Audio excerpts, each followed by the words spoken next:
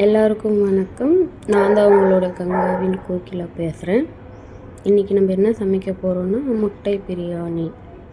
சிம்பிளாக ஒரு சின்ன முட்டை பிரியாணி எப்படி செய்யலான்ட்டு பார்க்கலாம். ஃபஸ்ட்டு ஒரு குக்கரில் எண்ணெய் ஊற்றி நெய் போட்டுக்கலாம். அதுக்கப்புறம் பட்டை, லவங்கம், ஏலக்காய் போட்டு அது பொரிஞ்சதுக்கப்புறம் 4 பச்சை மிளகாய் மட்டும் போட்டுக்கலாம்.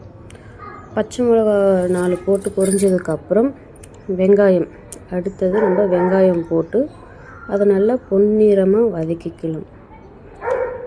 இது கொஞ்சம் ஸ்பைசஸ் கம்மியாக நம்ம செஞ்சோன்னா குழந்தைங்க நல்லா சாப்பிடுவாங்க. குழந்தைங்களுக்கும் நல்லா இருக்கும் சாப்பிட. நம்ம குழந்தைங்களுக்காக தான் இப்போ செய்ய போகிறோம். வெங்காயம் இன்னும் நல்லா பொன்னிறமாக வதங்கணும். பொன்னிறமாக வதங்கினதுக்கப்புறம் தான் நம்ம தக்காளியே போடணும். அது வரைக்கும் நல்லா ஃப்ரை ஆகிற வரைக்கும் நல்லா பொன்னிறமாக வதக்கலாம். பாருங்கள், இந்த அளவுக்கு வெங்காயம் வதங்கணும். இந்த அளவுக்கு வதங்கினதுக்கப்புறம் நம்ம தக்காளியை சேர்த்துக்கணும். பார்த்திங்களா எவ்வளோ அழகாக வதங்கிடுச்சுன்ட்டு. இப்போ தக்காளியை சேர்த்துக்கலாம். தக்காளி வதங்கும்போது நான் எப்போவுமே தக்காளி போட்டதுக்கப்புறம் தான் இஞ்சி பூண்டு பேஸ்ட்டு போடுவேன். அதுக்கு முன்னாடி போட மாட்டேன். இஞ்சி பூண்டு பேஸ்ட்டு போட்டதுக்கப்புறம் இன்னும் குழைய வெந்துடும் தக்காளி. இப்போ அடுத்தது நம்ம இஞ்சி பூண்டு பேஸ்ட்டு 1 ஸ்பூன் போட்டுக்கலாம். இஞ்சி பூண்டு பேஸ்ட்டு போட்டதுக்கப்புறம் அது நல்லா வதக்கி விட்டுடலாம். பச்சை வாசனை போகிற அளவுக்கு வதக்கி விடணும். பாருங்கள், இந்த அளவுக்கு நல்லா வதங்கினதுக்கப்புறம் பாருங்கள் நல்லா குழைய வெந்துடுச்சு. தக்காளியும் பாருங்கள் இருக்கிற இடமே தெரியாமல் குழைய வெந்துடுச்சு. இப்போ ஒரு கைப்பிடி அளவு கொத்தமல்லியும் புதினாவும் சேர்த்துக்கலாம். கொத்தமல்லியும் புதினாவும் நம்ம சேர்த்தியாச்சு. இப்போ இதையும் நல்லா வதக்கி விட்டுருவோம். வதக்கி விட்டதுக்கப்புறம் நம்ம பிரியாணிக்கு தேவையான அளவு வீட்டு மிளகாய்த்தூள் மட்டும் தான் நான் போடுறேன். வேறு எதுவும் போடலை. ஃபுட் கலர் எதுவுமே நான் யூஸ் பண்ணல. பச்சை மிளகாவும் வீட்டு மிளகாய்த்தூள் மட்டும்தான் நான் போடுறேன். ஏன்னா நான் குழந்தைங்களுக்காக தான் செய்கிறேன்.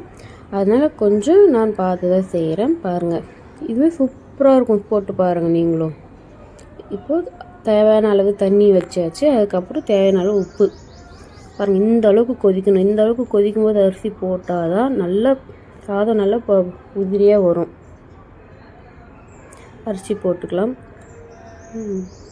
பாருங்கள், அரிசி போட்டு அது தேவையான அளவுக்கு தண்ணி வச்சுட்டு அது நல்லா கொதிக்கணும். உடனே நம்ம குக்கர் மூடி போட்டு விசில் விடக்கூடாது. கொஞ்ச நேரம் கொதிக்கணும். பாருங்கள்,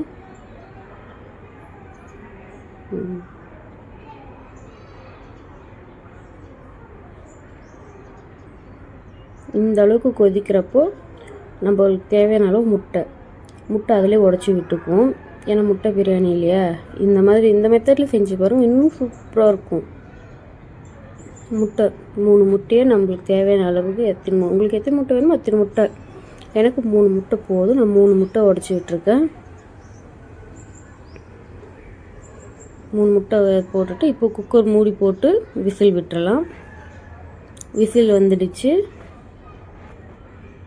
விசில் வந்ததுக்கப்புறம் இப்போ மூடியை திறந்து பார்க்கலாம்.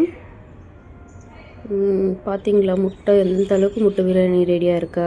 சூப்பராக இருக்குங்க. இப்போ நான் உங்களுக்கு எப்படின்ட்டு எடுத்து காட்டுறேன் பாருங்கள். முட்டை எந்த அளவுக்கு நல்ல இதெல்லாம் இல்லை, குழையெல்லாம் இல்லைங்க. அப்படியே மேலாக்க பண்ணிங்கன்னா முட்டை அழகாக வரும் உங்களுக்கு. பார்த்தீங்களா எந்த அளவுக்கு முட்டை வந்திருக்கா. சூப்பராக இருக்குங்க. உங்கள் வீட்டு குழந்தைங்களுக்கெல்லாம் செஞ்சு கொடுங்க. சூப்பராக இருக்கும், நல்லா சாப்பிடுவாங்க. என் பசங்களுக்கு இது ரொம்ப பிடிக்கும். பாருங்கள், இதுதான் முட்டை பிரியாணி தயார்.